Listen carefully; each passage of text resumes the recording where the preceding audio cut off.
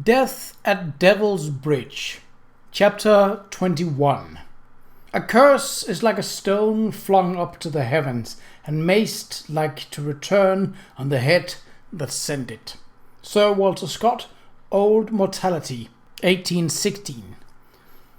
Bess Girton had had more shocks and surprises fall on her head in the past few weeks than ever before in her life, but the greatest shock of all came on Sunday morning when she learned from her friend Sally Munby that Lord Marston's motor car had been destroyed in a crash on the preceding day. "'Tis the Lord's doing," Sally had pronounced piously over the low hedge that separated their back gardens. "Or the devil's," Sally's daughter Martha remarked from the doorway as she spread the dish towel to dry on the rosemary bush. "They say the devil takes his due, and of course it happened at Devil's Bridge. I heard that the man who was driving had both his legs cut off at the knees. He died a horrible death." She paused, savouring this information, then added in a harder tone, "But he was a foreigner." "'Tis the Lord's doing," Sally repeated. "I say, let this be a lesson to those who go barging down the road and murdering innocent old men." But Bess, when she had recovered her breath, knew otherwise. The wreck of Lord Marston's motor car was neither the Lord's doing nor the devil's, but hers, and the thought was distinctly unnerving. She hurried inside and shut the door and sat herself down before the fire. Her first thoughts were almost triumphant as she recalled her ignominious leap into the muddy dish and the subsequent curses she had laid on the offending motor car. That would teach them to treat Bess Girton uncivilly and to withhold her from the respect she truly deserved. But as she continued to reflect, Bess's thoughts took on the colour of remorse. Some poor man had got his legs cut off at the knees because of her and died a horrible death. What was her dignity in comparison to a man's life, even though he was a foreigner? Who was she to take on such a fearsome responsibility?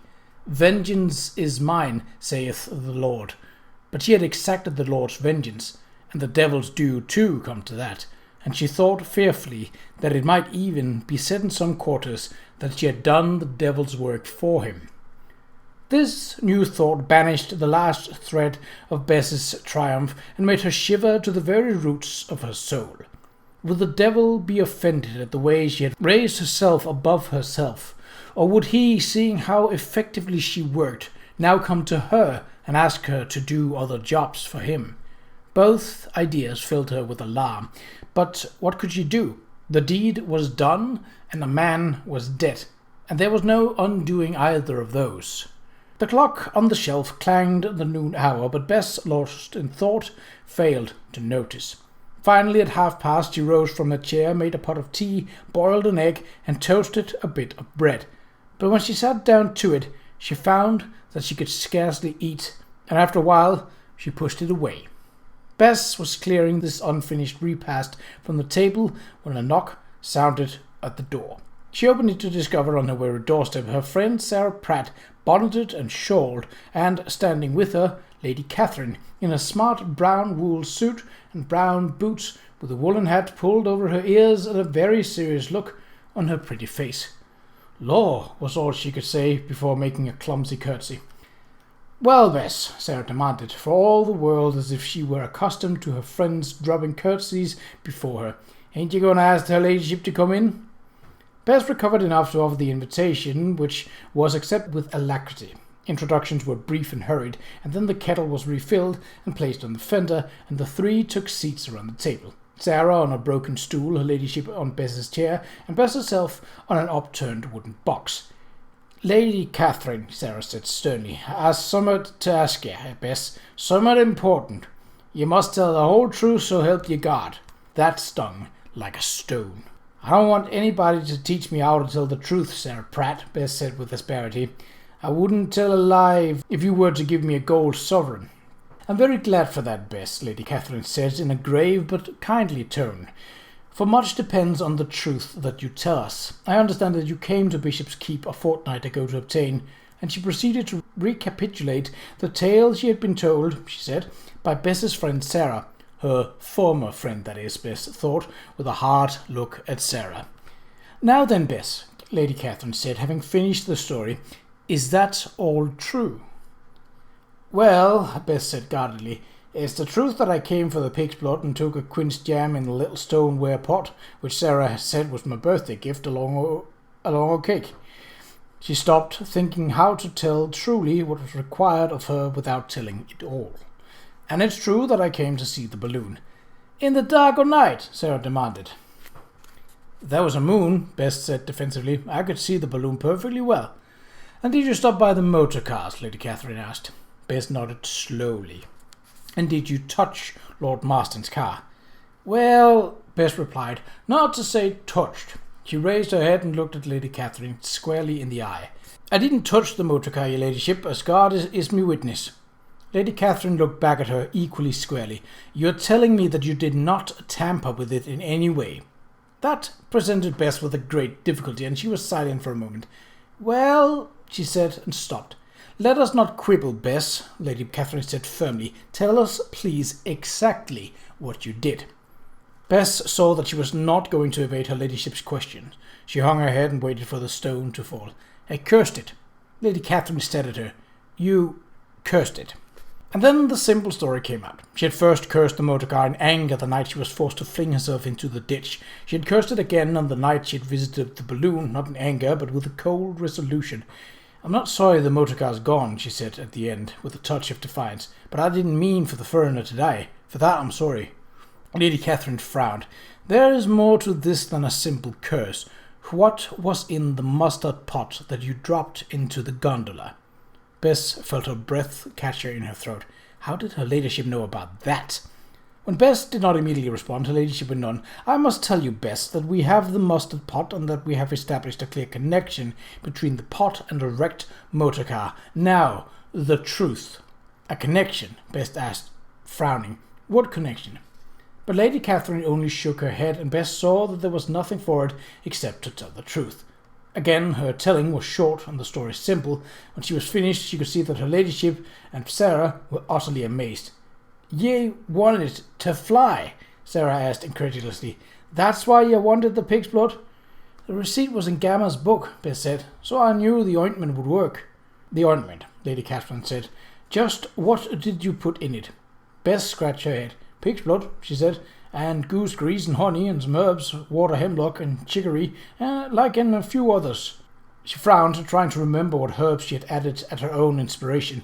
Oh, and raw plover's eggs and a pinch of chimney soot. Sounds like witch's brew to me, Sarah said darkly. It sounds to me, Lady Catherine said, without batting an eyelash even once, as if it might work very well. I should perhaps like to try it myself, Bess, if you don't mind. Bess was startled but inexpressively pleased that Lady Catherine herself should want to sample her ointment. There was one drawback, however. It smells, she said, mindful of the faint scent of Lady Catherine's floral toilet water. It smells rather horrid, as a matter of fact. Pshaw, Lady Catherine said. Smell is no deterrent, not if you really want to fly. Bess understood that she had at last met a woman after her own heart. That's how I sees it, she said, dropping a triumphant glance on Sarah. How I sees it exactly. Once the ointment was made, her ladyship asked thoughtfully, what did you do with it? I put it into the jam pot and in another little jar I had. And then you dropped the pot into the gondola? I thought as if the ointment flew up in the balloon, Bess said. It might work all the better.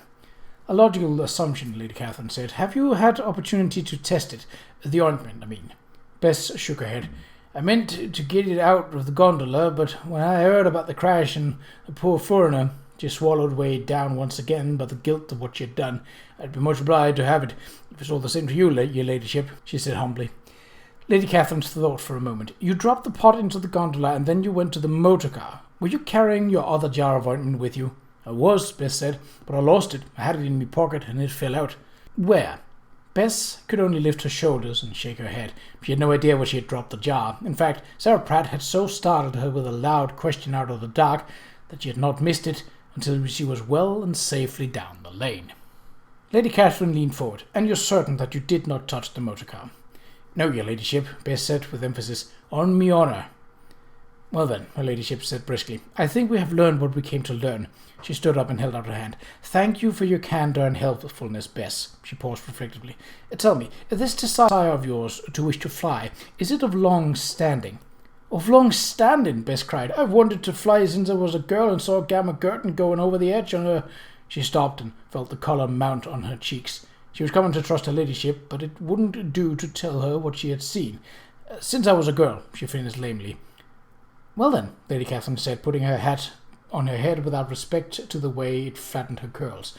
Perhaps something can be arranged. Something? Bess asked wonderingly. Something in the flying line. If so, I shall send for you. Come, Sarah. Lady Catherine put on her gloves and went to the door, stood for a moment with her hand on the latch, thinking, then turned again. Bess, she said, on second thought, I believe it might be a good idea if you were to come with me to Bishop's Keep. Sir Charles would want to know precisely what is in that ointment, and I doubt he will believe me. Bess's eyes widened. Oh, no, milady, she whispered, I could never. But you must. Lady Catherine spoke with a firm assurance. You must indeed, Bess, for a man's guilt may be discovered by what you say, and your own innocence established. Bess was taken aback. Me innocence?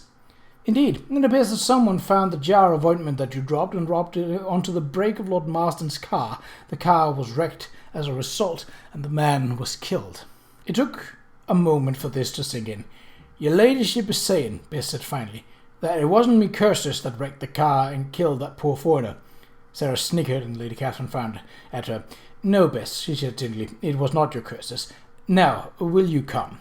And so Bess Gurton, her heart suddenly relieved of its load of guilt, climbed up beside Sarah Pratt in the pony cart and waved goodbye to the dumbfounded Sally Munby, who watched through her cottage window as Bess drove off with her ladyship.